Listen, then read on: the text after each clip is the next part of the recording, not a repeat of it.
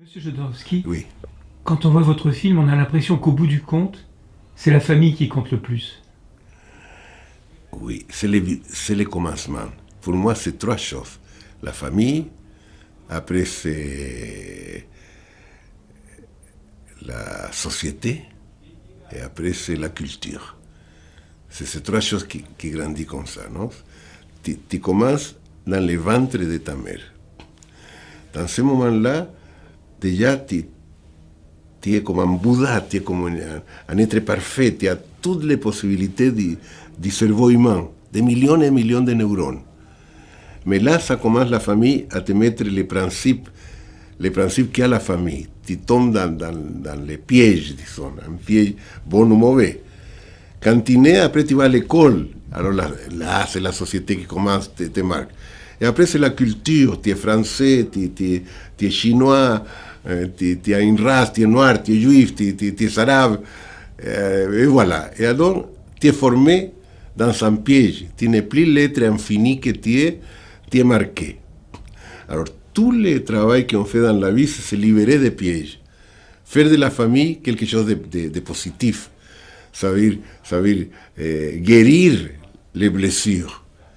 Parce qu'évidemment, comme on vit dans une société malade, dès que l'homme a développé la civilisation, les maladies de la société, la famille nous transmet la maladie de la société.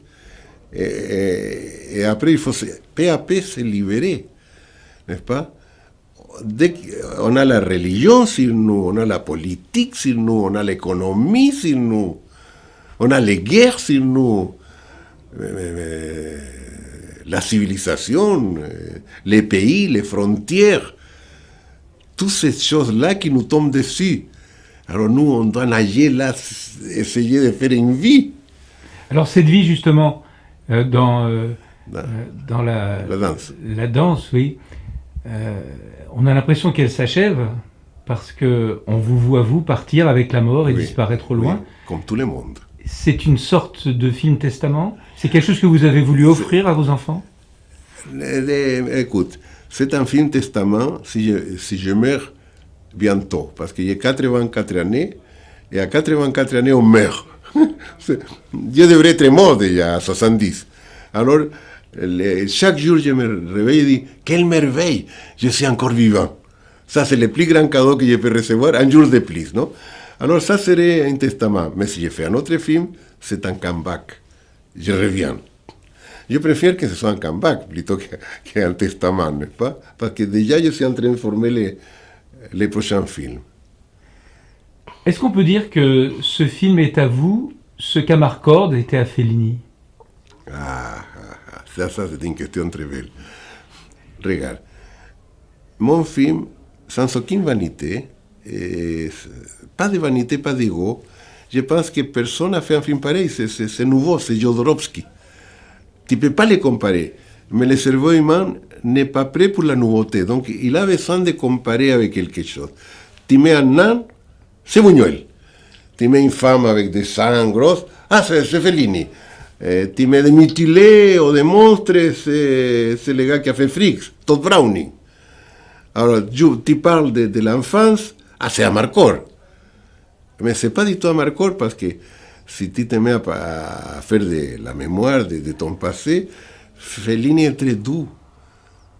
Il montre la beauté, la beauté magique de l'enfance, c'est nostalgie du passé, des choses comme ça, un peu d'humour, c'est enjolivé. Et moi, je suis très, très dur, c'est une autre chose. C'est pas ça. C'est pas ça. C'est pas ça. Mais lui aussi change aussi certaines choses pour, euh, pour que la vie soit un peu plus ce qu'il aurait aimé qu'elle soit. Et il y a un petit peu ça aussi chez vous. Je vais vous dire Vous que, faites chanter votre maman. écoute, j'aime beaucoup Fellini parce que si Fellini n'existait pas, je n'aurais pas fait de film.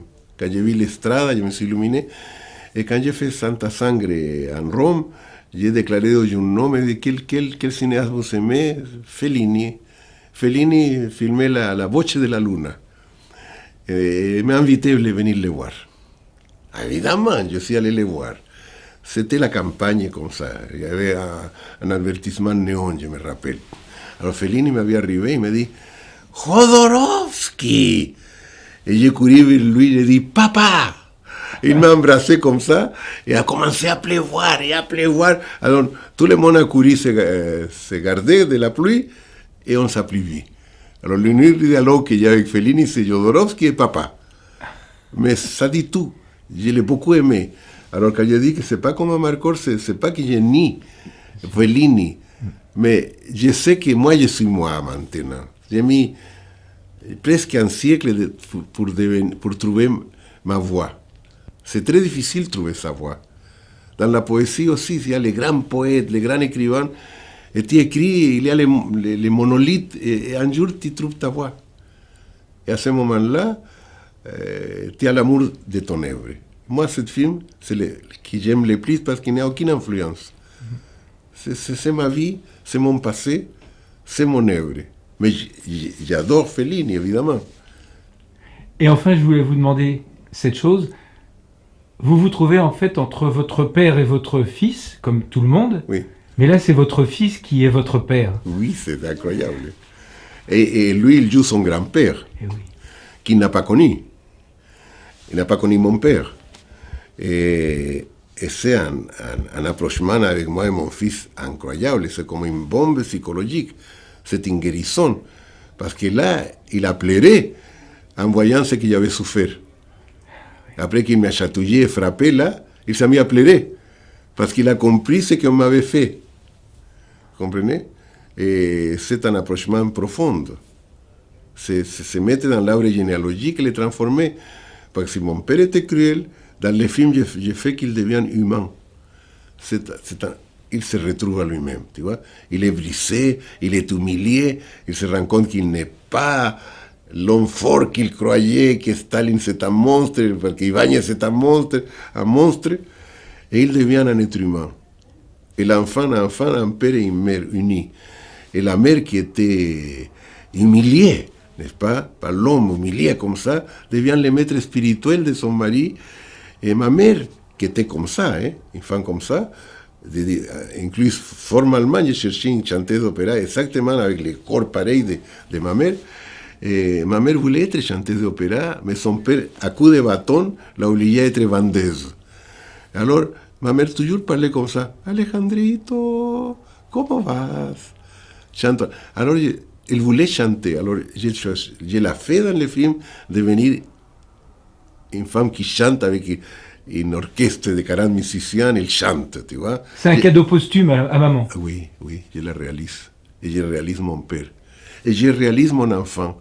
Et quand il est en train de se suicider, parce que je voulais me suicider à cette époque, il vient et il me dit, mais je suis là, Alejandrito. Tu vas arriver à moi. Tu te sens seul, tu ne sais pas avec qui tu es. Mais je suis là, je t'accompagne, tu n'es pas seul. Et tout d'un coup, quelqu'un m'a dit qu'il avait bien expliqué, je pensais que j'avais raté. Je dis, mais moi, qui je suis? Qui est derrière? Qui m'accompagne? Qui je serai dans 30 000 ans? Qu'est-ce que je serai? Et il est là. Ce que je serai, c'est là, ici. Alors moi aussi, je suis accompagné. Ça, c'est ce que j'ai fait là. Et le petit Alejandrito, il est aussi assis en face de moi en ce moment-là. Si, claro. Oui. Claro. Et peut-être il y a un gars de 1000 années qui est là, en train de nous écouter. Tu comprends? Et toi aussi, tu as ton enfant, tu as tout ça et tout. Je pense ça. Je le crois.